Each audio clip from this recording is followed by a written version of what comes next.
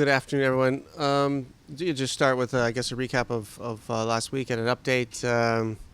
We were quite happy with our performance against Dallas at home, and always happy with 3 points at home.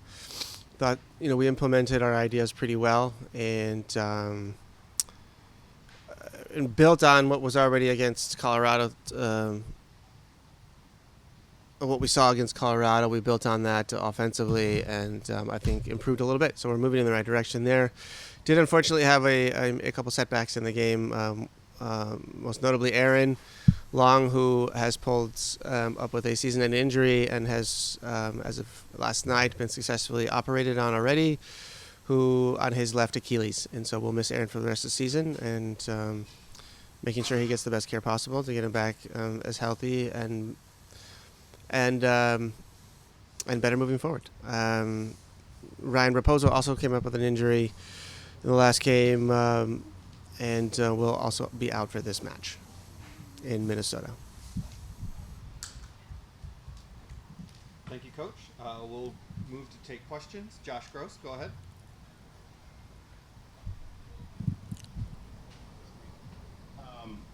Sad news on Aaron, obviously. So you have two center back options until the window, is that right? Or are there other people that you feel can also work in those spots? Yeah, we have very talented players in LAFC too. Kenny Nielsen is also a first-team contracted player who will take responsibility in his own right. When you look at Minnesota, they're a team that doesn't necessarily want the ball. Seem like excellent transition and very dangerous attackers up top. They're having success in the West, second place. How similar are they to the team that you saw to open the season? And if they are different, where have you seen them change? I don't think they've changed. I think it's still the same team, same qualities. They had a very, very good team on the first day of the season. We saw it was a tough game. It was a very tight game. Not a lot of difference between both teams. I expect more of the same tomorrow. And if I could, just your thoughts on Chelsea winning the Club World Cup, and happenstance is that you play them out the gate. What does that change how you view what you guys accomplished or did in that tournament, and also, just what do you make of them winning it all? It doesn't change my assessment. But just to piggyback my last answer, our assessment of Minnesota at the beginning of the season is we had them assessed as being very strong, a very strong roster and a very clear way of playing, which suited the type of players they had and the ones they're bringing in. And so they've just continued down that path as far as I can tell. I think our assessment of our performance at the Club World Cup is exactly how I described it afterwards. It was 5 very good halves and 1 bad one. And I remain of the same opinion. I think now others now have seen Chelsea progress out the tournament and the qualities they have, maybe others will assess our performance differently, but my assessment remains the same. Okay, thank you. And Charlie Bum, go ahead. Hi, Steve. This is Charles Bum from MLSsoccer.com. I'm writing a piece about Denis Bouanga this week, and he's had some ups and downs, I guess we could say, this year, but maybe looking back closer to his best lately, and I wonder how you assess his form and the trajectory of his season ahead of these big games coming up. Denis remains an important part of our attack. He's one of the most dangerous players in the league. He can beat you with physicality. He can beat you with his technique, either that be on the dribble or as a pure finisher. So he has many tools to break defenses down, and we rely on him to do that here at LAFC. And so, I think his season, for attackers, it's always up and down. When you get on the scoring board, you're up. When you don't, you're down. We try to see the work in between. And for me, it's been very consistent over the past 3 years. So I tend not to see attackers just based on their form in production. I look at the entire package. And so for me, it's been pretty consistent. And also, could you speak on maybe how you would want any new signings in the summer window to maximize what you already have with Denis and create the relationships I would imagine you want. Yeah, we want to improve in every position. I think that would sum up this window for us. We obviously have some need in the center back position. That's first and foremost, so that takes priority. But moving on from there, we always are looking to strengthen our attack and midfield. Thanks. Yeah, a lot of good moments for us in the last couple games. We've been playing well as a team, and trying to just build on that. It's going to be a hard game in Minnesota on the road. They're a good team, and it's going to be tough, but we're wanting to continue to build on our rhythm right now, and our confidence is high, so we feel like we're in a good spot. Yeah, after the Club World Cup and what we experienced there and everything, then we had the loss against Vancouver, and then we just changed a little bit our mind, and we said, okay, let's we have 5 games, 4 at home before the Leagues Cup starting, so we need to focus, we need to do things well to improve a little bit our game, and it's what we saw these last 2 games, and we want to continue to do that in a difficult scenario like Minnesota. So let's go there. We will have to fight, but we are ready for that. Thank you, guys, and we'll start off with questions from Josh Gross. Hey, thanks for the time, guys. First, just if you had a reaction to Aaron Long being out for the season, his thoughts on that from both of you, please. That's devastating news for us. For me, as soon as I saw his face on the ground in the game, I was already I already noticed what was happening, and it was so sad. It's not only we are gonna miss him so much on the field, off the field also is a huge part for us. We will miss him in that trip to Minnesota. It's always a joy to have him, his jokes, his way to speak to anybody, to jokes, everything. So our strength is with him, and we send him all our support, and we're gonna miss him so much. Yeah, that was amazing. Feel the same way. As a footballer, you just know how quickly it can be taken from you, and so you watch one of your best buds and captain and starting center back and such a rock for our defense go down like that in that way, and especially grueling for him because he's dealt with this injury before. So it's something that he knows well, which is even worse. You just know how much work is about to be in front of him to get back to where he wants to be. So our prayers are with him and his family, and he knows he's got the full support of the squad here and of the club here, and in these moments there's no words you can say to make it feel better. He's going to be deeply missed. I know him, though. We know him, and he's gonna work his ass off to get back and be ready to go as soon as possible. And so in that way, I know he's going to lead as well. He's going to be in the gym showing the young kids what it looks like to recover from an injury, and I'm excited to watch him put in that work. But man, couldn't be more disappointed, especially just on a fluke play, nothing really needed in that moment, not really a big challenge, and that's sometimes how it can happen in this game. So super sad for him, for us, for everybody. Yeah, and as a follow-up to that, so it's next man up. It's a team game. It seems like a spot for Nkosi Tavares to step up, and maybe some younger players.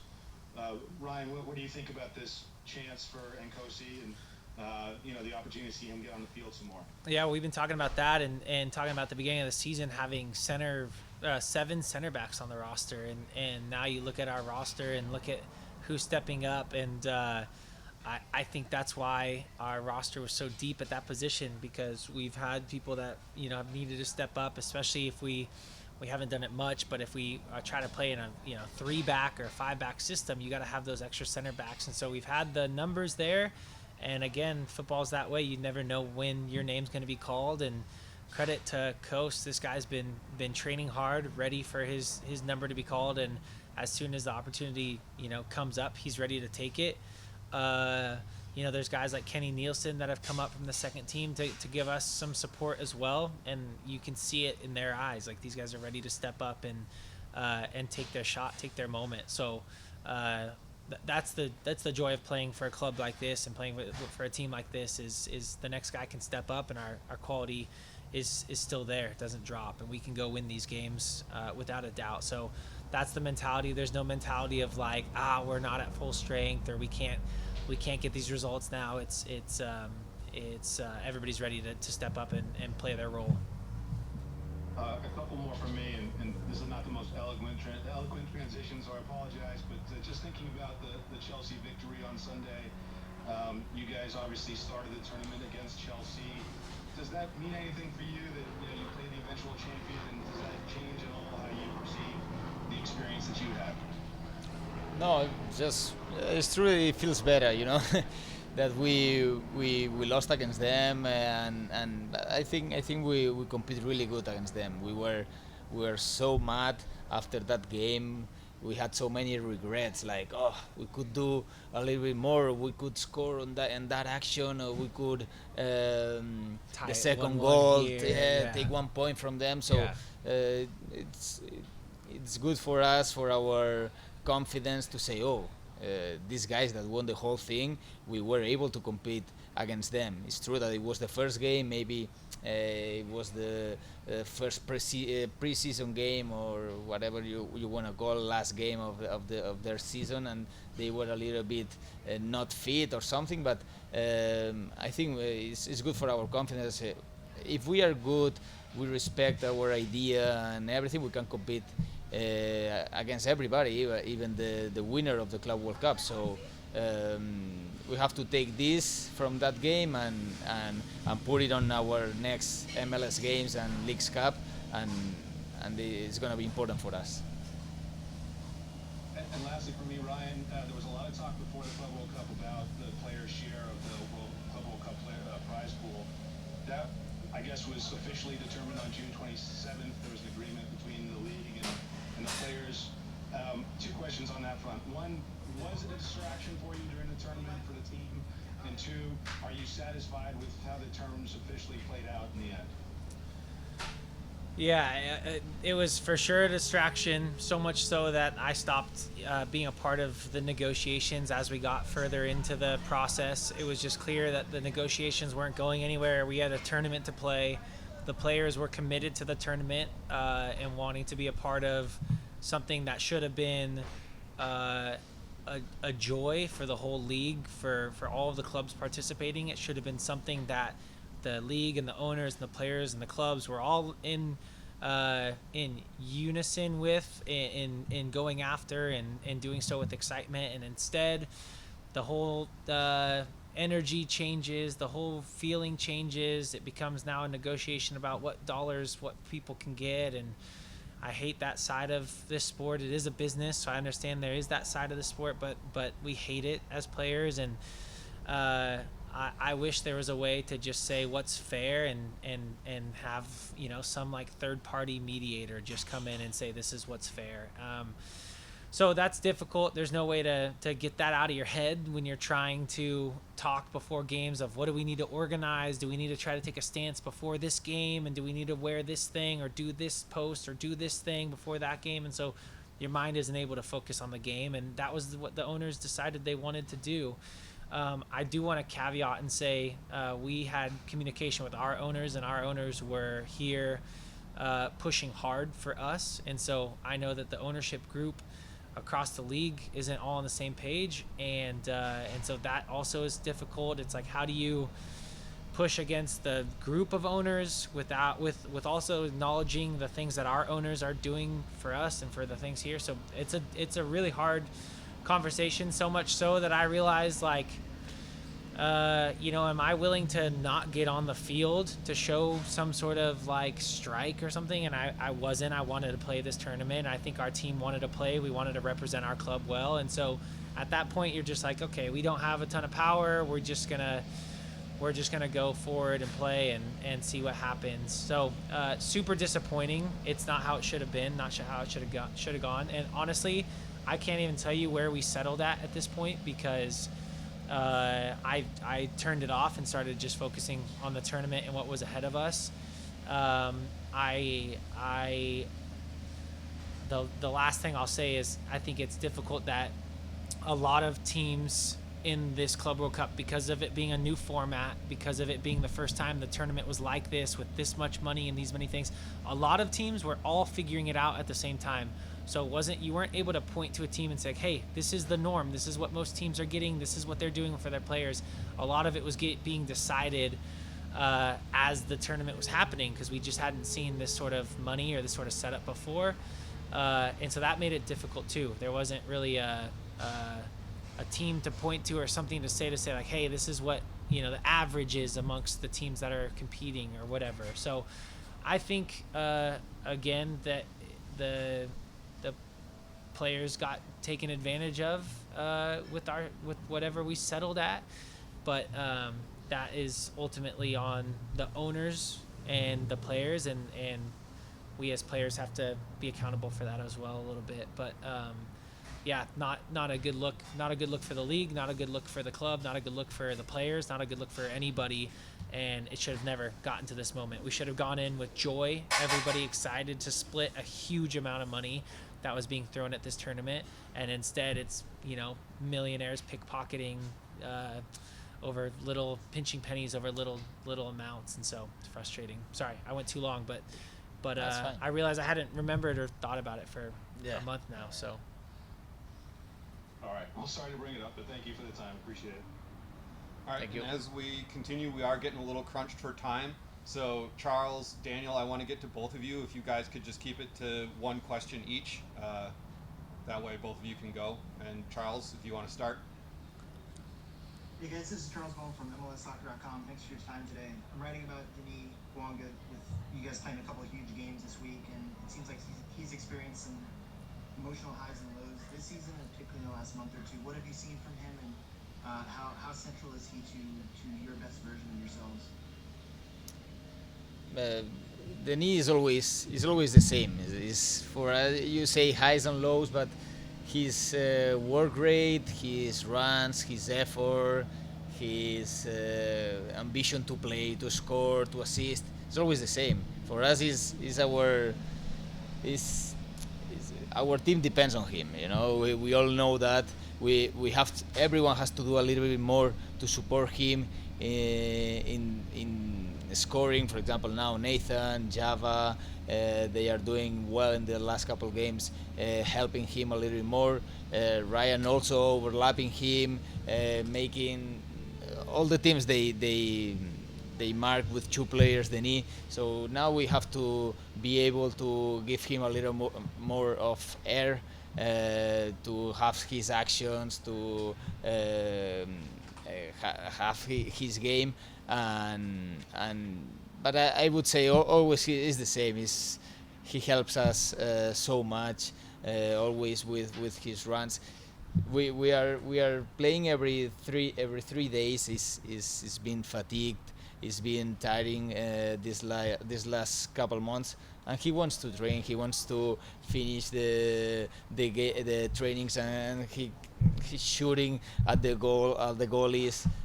He wants to dribble. He wants to play small games. So he's crazy. He just wants to push, to play, and to enjoy. And we are so thankful that we have this kind of players. Even if, like everybody, you cannot have the same level for all the games. We all have highs and lows, but because he's so important for us, we all see if he's a little bit more high or low.